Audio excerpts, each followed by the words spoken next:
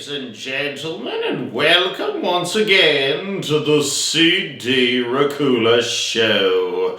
Today we'll be slinking through the shadows as we take a look at the 2014 film, The Babadook.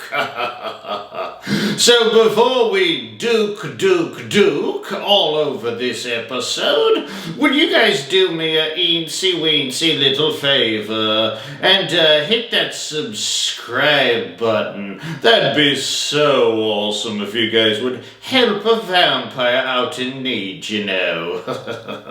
So moving on here with the Australian film, The Babadook. So The Babadook follows a mother named Amelia and her son Samuel as they are haunted by a monstrous spirit named the Babadook. So there are two different ways that people have interpreted this Babadook film. Number one, the mother, Amelia's husband, had died in a car accident, and the Babadook was a metaphor for her grief that haunted her. So there's one way to look at this film. Now, number two, and this is the way I prefer to look at it, that the Babadook was a real evil monster that haunted the mother and her son. I just prefer to look at it that way because I love me some monsters. I don't think there is really any right way or wrong way to look at this film, rather. I, however, think that the Babadook has so much potential to be scary. I mean, the look of the creature is so freaky, with the top hat and the long claws and pale face. It's enough to send shivers down your spine. I just wished they would have shown more of old Mr. Babadook, instead of always kind of dancing around, not showing him fully. However, with the Babadook being as creepy and great of an original character as it was, I feel like they kind of dropped the ball in this film on what it could have been. I really do. Like in the beginning, when Amelia is reading the Babadook book to Samuel, I was like, oh, we better strap in here, because this is about to get real freaky-deaky. I kept waiting for it. Like the whole film, I was waiting for it to get really good and scary, but we never got there. I mean, we saw the mom seemingly get possessed and kill the dog. I mean, she killed that sweet little dog. I don't know. This film did just kind of drag on a little bit, and I'm sad, because I thought it could have been much more. Maybe because the film really is meant to be a metaphor for grief. And the Babadook was never really there at all, and just a figment of Amelia's imagination, fighting her own emotional demons or whatever. But I don't know, I feel like that character is just so scary that maybe they shouldn't make him out to be some kind of metaphor, and they should give him a real shot at being a monster. I love the way the monster screams out, Babadook.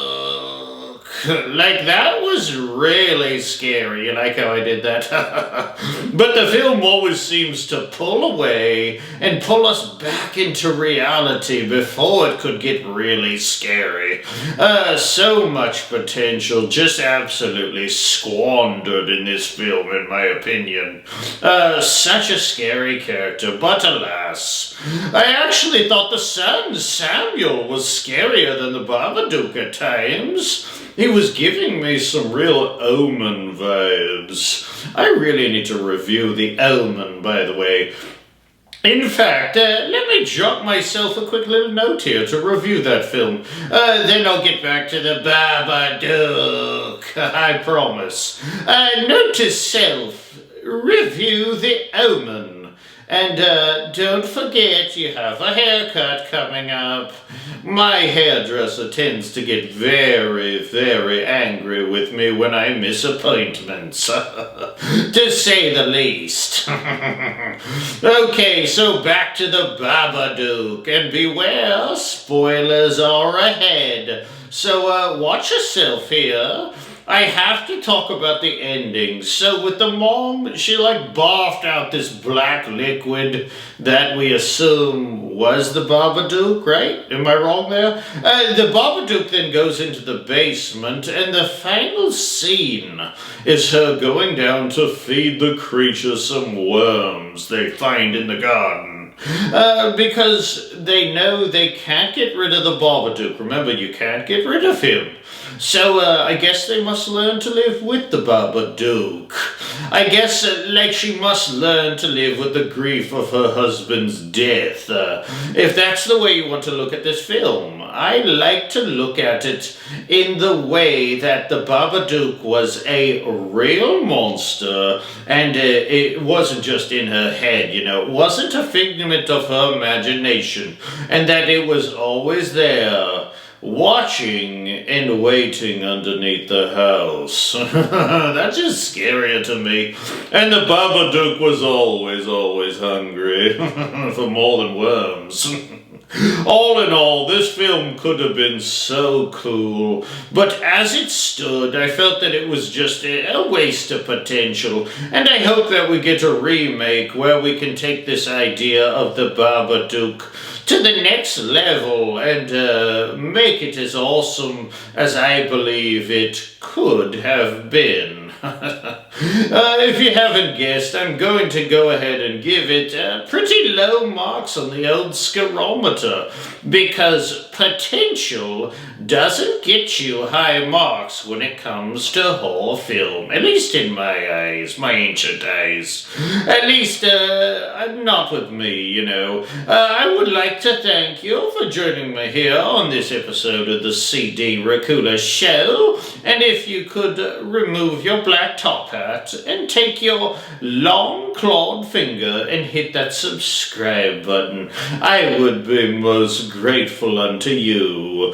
Please join me next episode of the show when I take a look at the film The Visit. Oh, old people can be so scary, so I look forward to that bad boy of an episode. So till next time, my little blood bags out there in YouTube land, I will leave you with this.